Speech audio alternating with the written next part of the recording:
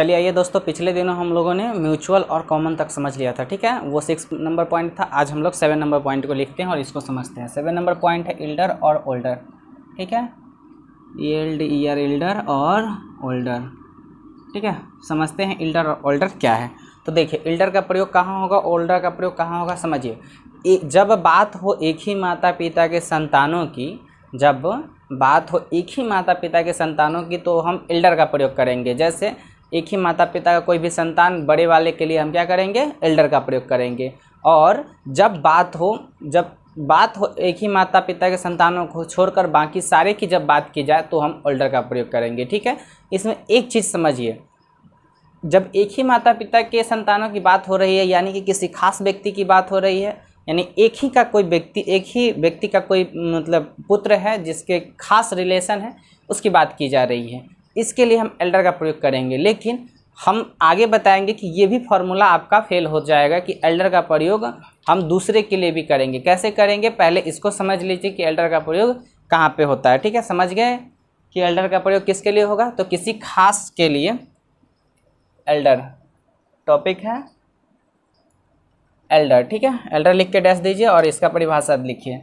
Elder का प्रयोग एक ही माता पिता के, इसका प्रयोग लिखिए, इसका प्रयोग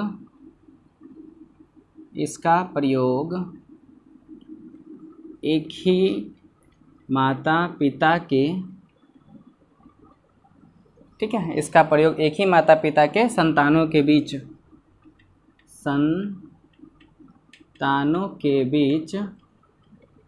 संबंध दर्शाने के लिए होता है, ठीक है। ध्यान से समझिए, क्या है कि इसका प्रयोग एक ही माता पिता के संतानों के बीच बड़े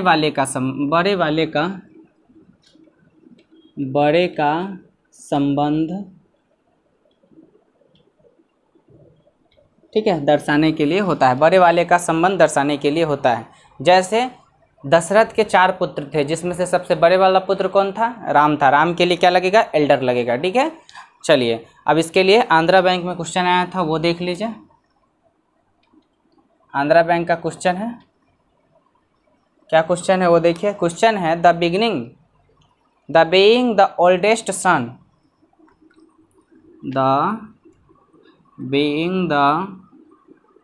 oldest son oblique has requested us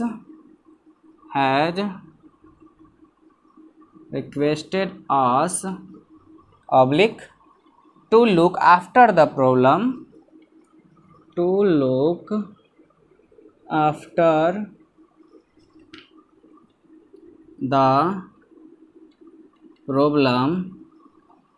उसके बाद है ऑब्लिक फोर्स्ड बाय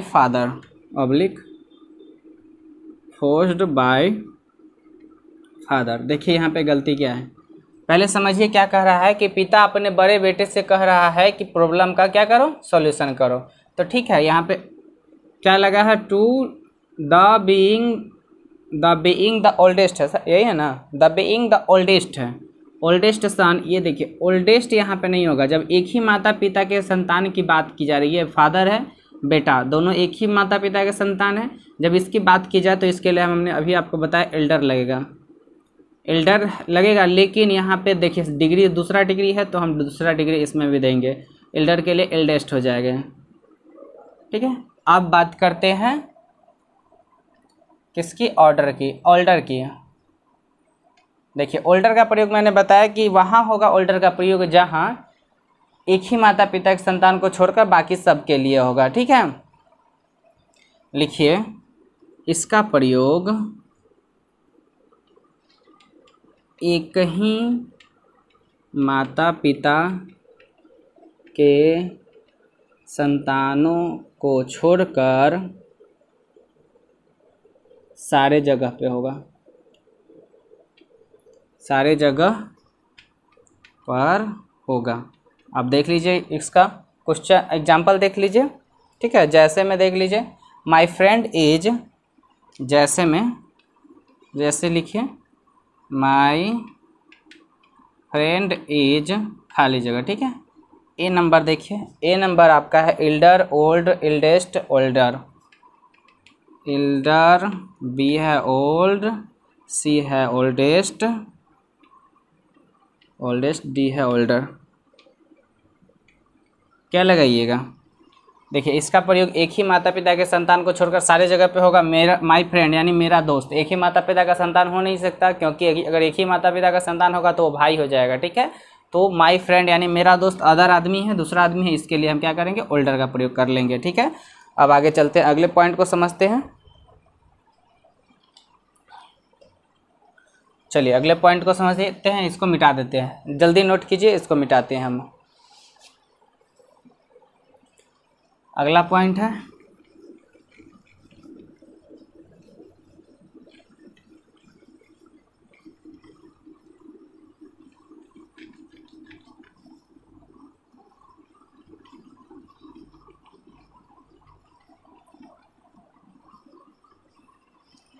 देखिए अगला पॉइंट लिखिए 8 नंबर जो पॉइंट है, नियर, नियरेस्ट है, नियरेस्ट, नेक्स्ट और नेक्स्ट टू।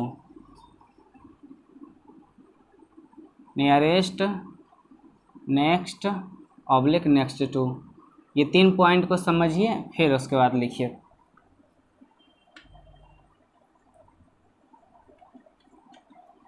नियरेस्ट क्या है?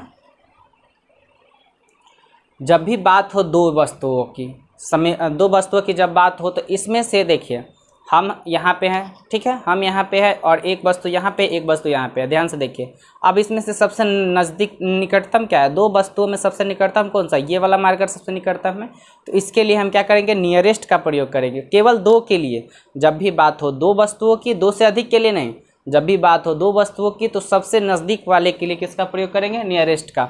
अब नेक्स्ट का प्रयोग किसका करेंगे? नेक्स्ट का प्रयोग जो है यह क्रम दर्शाने के लिए होता है, जैसे अगला बॉल, नेक्स्ट बॉल, अगली क्लास, नेक्स्ट क्लास। अगली क्लास कौन सी होगी? Next class.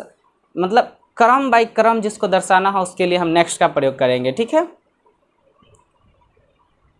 अब नेक्स्ट टू का प्रयोग कहाँ होता है? ध्यान से समझिए, जब कोई किसी के स्पर्श में होता है तब इसका प्रयोग होता है। जैसे ये हम इसके स्पर्श में, देख सकते हैं हम इसके स्पर्श में हैं, तो इसके लिए क्या करेंगे? नेक्स्ट टू का प्रयोग करेंगे। जैसे महेश एंड सचिन, क्वेश्चन पूछा गया है कॉर्पोरेशन बैंक में कि Mahesh and Sachin lives next by post office not very far from the station. यानी कि दो जगह से सबसे नज़दीक उसका जो घर से, देखिए उसके घर से महेश जो कह रहा है, महेश और सचिन रहते हैं नेक्स्ट पोस्ट ऑफिस, यानी कि पोस्ट ऑफिस, यानी कि पोस्ट ऑफिस के बगल में, ठीक है। और वो जो दूर नहीं है किससे? स्टेशन से। तो इसके लिए हम किसका प्रयोग करेंगे? बाई के जगह पे क्या हो जाएगा? टू हो जाएगा। तो चलिए समझ गए।